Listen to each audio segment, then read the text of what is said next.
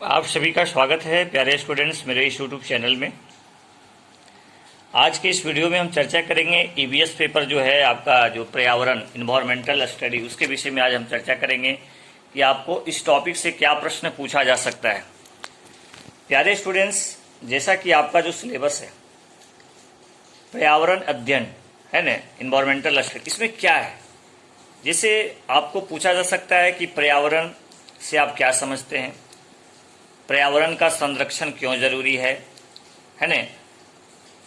तो इसको आप पढ़ लेंगे। जैसे मान लीजिए हमारे आसपास के जो आवरण है, पेड़ पौधे, जीव जंतु है ना, जितने भी जल वायु सब आप देखते हैं, यही सब तो पर्यावरण है। पर्यावरण को प्रभावित करने वाले बहुत सारे कारक होते हैं, उसको आपको देख लेना है। पर्यावरण प्रदूषित हो रहे हैं, इसीलिए इसके संरक्षण बहुत जरूरी है। संरक्षण मतलब क्या होता है? कंजर्वेशन, जिसको बोलते हैं इंग्लिश में, बचाव। कैसे इसका बचाव किया जा सकता है, तो उसको आपको जानना पड़ेगा। पर्यावरण संरक्षण क्यों जरूरी है। प्यारे स्टूडेंट्स, इसके बेसिक चीज को आपको समझना पड़ेगा। इस पेपर में आपको क्या प्रश्न पूछा जा सकता है। जैसे आप सभी जानते हैं कि पर्यावरण प्रदूषित हो रहे हैं, काफ़ी ज़्यादा नुकसान हो रहा है, पेड़ पौधे की कटाई हो रहे हैं, कल कारखाने बहुत ज़्यादा लग रहे हैं, उनके धुएं से, धूलकण से है ना, पर्यावरण प्रदूषित हो गए हैं, जिसके वजह से ग्लोबल वार्मिंग बढ़ रहे हैं। कार्बन डाइऑक्साइड की मात्रा जो है सो हमारे जो वायुमंडल हैं उसमें बढ़ जाना, यही तो ग्लोबल वार्मिंग है। प्रश्न ये उठता है कि इसका संरक्षण करना क्यों जरूरी है। हम सभी जानते हैं कि यदि पर्यावरण नहीं रहेंगे तो ये मानव जीवन की कल्पना भी हम नहीं कर सकते हैं, क्योंकि पर्यावरण से ही तो हमें शुद्ध वायु मिलती है, हमें भोजन मिलते हैं। मनुष्य जो है वो परपोषी है, परपोषी प्राणी है। हम लोग पेड़ पौधे पर डिपेंड करते हैं, हम लोग स्वयं खाना को तैयार नहीं करते हैं। पहले पेड़ पौधे जो होते हैं वो स्वयं खाना तैयार करते हैं। आप सभी जानते हैं फोटोसिंथेसिस के द्वारा, प्रकाश संश्लेषण के द्वारा जो है हरे पेड़ पौधे जो हैं सूर्य की प्रकाश की उपस्थिति में, कार्बन डाइऑक्साइड की उपस्थिति में, जल की उपस्थिति में ये अपना भोजन तैयार करते हैं। लेकिन मानव तो पेड़ पौधे पर जीवित रहते हैं, उस पर डिपेंडेंट है। हम लोग स्वपोषी नहीं है, हम लोग पर्यावरण पर डिपेंड करते हैं। तो यदि हम पर्यावरण का संरक्षण नहीं करेंगे तो फिर मेरा अस्तित्व कैसे रहेगा। इसलिए इसका संरक्षण करना बहुत जरूरी है। आपको पूछा जा सकता है पारिस्थितिकी तंत्र से आप क्या समझते हैं। पारिस्थितिकी तंत्र वही है, पेड़ पौधे, जीव जंतु है ना, एक दूसरे के साथ जो है सो एक पूरक हैं, एक दूसरे से मिलकर के मतलब जो है एक दूसरे पर डिपेंड है। यदि उसका है तो मेरा अस्तित्व है। पारिस्थितिकी तंत्र जो है उसको संतुलित रखना चाहिए। पारिस्थितिकी तंत्र में सारा चीज आएगा, जीव जंतु, पेड़ पौधे, जितने आप कीट पतंग, जितना आप सभी जानते हैं, सभी चीज आएंगे। सभी का इंपॉर्टेंस है। एक जीव का भी इंपॉर्टेंट है, एक पशु का भी इंपॉर्टेंट है, एक पक्षी का भी इंपॉर्टेंट है। यही तो पारिस्थितिकी तंत्र है, एक दूसरे के पूरक है। हम यदि रहेंगे, पेड़ पौधे रहेंगे तो हम रहेंगे, हम रहेंगे तो पेड़ पौधे रहेंगे, एक दूसरे को निर्भर है, आश्रित है, और इसी से पारिस्थितिकी तंत्र का निर्माण होता है। लेकिन आज असंतुलित हो गया है,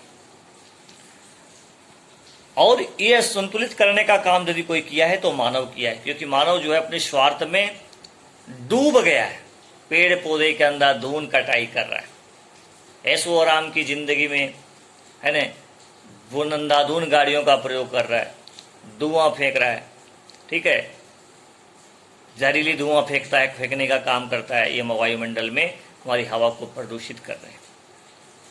तो कहने का मतलब है कि इसको आपको थोड़ा सा देख लेना। जीव विविधता क्या है? जीव जंतु आप सभी जानते हैं, जैसे हम लोग पेड़ पौधे हैं, जीव जंतु है, उसकी एक प्रकार नहीं है, कई तरह के जीव जंतु हैं जिसको हम लोग गिन भी नहीं पाएंगे। इतने ज्यादा जीव जंतु, पशु पक्षी के प्रकार हैं, पेड़ पौधे के प्रकार हैं। यही तो जैव विविधता है।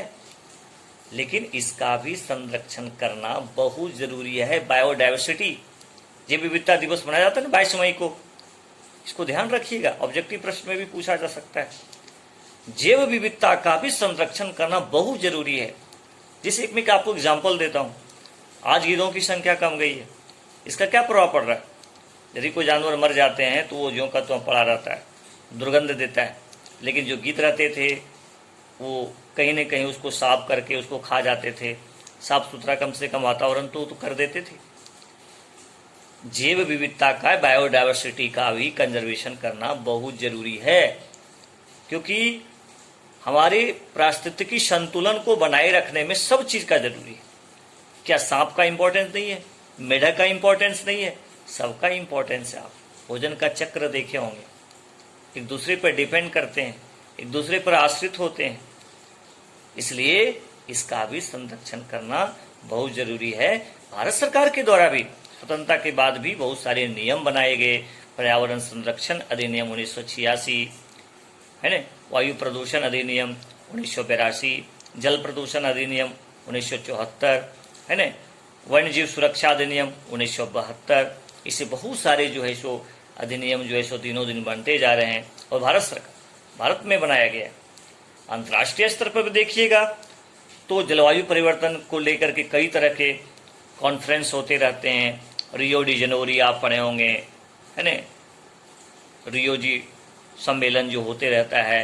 पेरिस एग्रीमेंट अब 2015 में हुआ था, तो इस तरह से किगाली समझौता हुआ था। तो इस तरह से जो है सो जो भी अंतर्राष्ट्रीय स्तर पर भी कॉन्फ्रेंस होते रहते हैं, सम्मेलन होते रहते हैं, ताकि जलवायु परिवर्तन जो हो रहे हैं, देख रहे हैं कहीं कहीं जो है सो बारिश नहीं हो रहे हैं, कहीं के अंधाधुंध बारिश हो रही है, वातावरण में जो है सो गर्मी काफ़ी ज़्यादा है, कार्बन डाइऑक्साइड की मात्रा काफ़ी बढ़ गई, जीना मुश्किल हो गया, हवा प्रदूषित हो गई है। हम जब वर्षा चाह रहे हैं तब वर्षा नहीं हो रही है, जब हमारा फसल खराब हो जाए तब वर्षा हो रही है।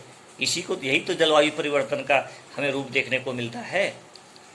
तो प्यारे स्टूडेंट्स, आपको जरा सा भी कन्फ्यूजन नहीं करना है। आप देख रहे हैं क्वेश्चन का नेचर को, 5 आपको ऑब्जेक्टिव प्रश्न पूछा जा रहा है। आज के आप देखे होंगे 2 तो आपको शॉर्ट क्वेश्चन पूछा जाएगा, 5 दूना 10 नंबर का, इस तरह से प्रश्न पूछा जाता है, लॉन्ग प्रश्न पूछा जाता है। तो इसलिए आपको ओवरऑल पढ़ के जाना है कि पर्यावरण से कोई भी प्रश्न आएगा तो हमको किस ढंग से लिखना है। आप एक प्रैक्टिकल उदाहरण दीजिए।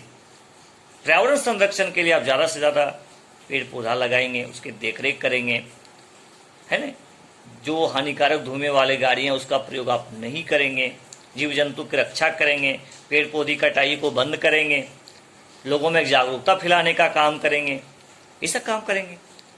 और फिर वायु प्रदूषण, यानी प्रदूषण, वायु प्रदूषण नॉट ओनली एयर पोल्यूशन नहीं, बल्कि सभी प्रदूषण, जल प्रदूषण हो, ध्वनि प्रदूषण हो, वायु प्रदूषण हो। प्रदूषण क्या है, किसको बोलेंगे प्रदूषण, इसको आपको अच्छे से पढ़ना है। जैसे जब किसी भी चीज़ की जो अवस्था होती है उसमें परिवर्तन हो जाना। मान लीजिए कोई वस्तु है, देखने में बड़ा साफ लग रहा है, लेकिन वो कुछ दिन के बाद पता चला उसका रंग काला हो गया, अरे वो प्रदूषित हो गया। उसका जो रूप था उसमें चेंज आ जाना, उसकी जो रियल में उसकी जो अवस्था थी उसमें उसका परिवर्तन हो जाना। ठीक है, तो ये सब चीज़ों को आप थोड़ा सा देखने का प्रयास कीजिएगा। अच्छे से परीक्षा लिखिए, बोल्ड बनिए, किसी भी प्रश्न को छोड़िए नहीं, बना के लिखिए, है ना। ये सब चीज़ों को यदि आप करते हैं तो मृदा प्रदूषण, जैसे आप प्लास्टिक का प्रयोग नहीं करेंगे। आप देखें प्लास्टिक को बैन कर दिया गया, क्योंकि प्लास्टिक जो होते हैं वो मिट्टियों में जल्दी से गलते नहीं हैं। मृदा प्रदूषण है, मृदा में बहुत सारे फेंक देते हैं कूड़े कचड़े, खासकर जो इलेक्ट्रिक का जो सामान होता है उसको हम लोग फेंक देते हैं, फाइबर का फेंक देते हैं, उससे मिट्टी में बहुत जल्दी गलते नहीं।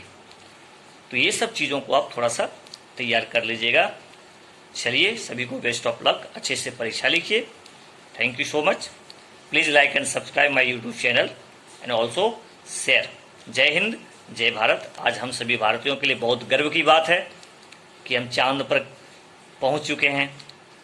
ये हमारे लिए बहुत ही गर्व का क्षण है, बहुत खुशी का क्षण है। हम सभी भारतीयों को होने पर अपने देश पर गर्व है, हमें अपने देश पर वैज्ञानिक पर गर्व है। जिनकी कुशल मेहनत लगन से आज विश्व के मानचित्र पर, विश्व में जो है सो इंडिया जो है सो अपना एक परचम लहरा दिया है, चांद पर झंडा गाड़ दिए। जय हिंद, जय भारत।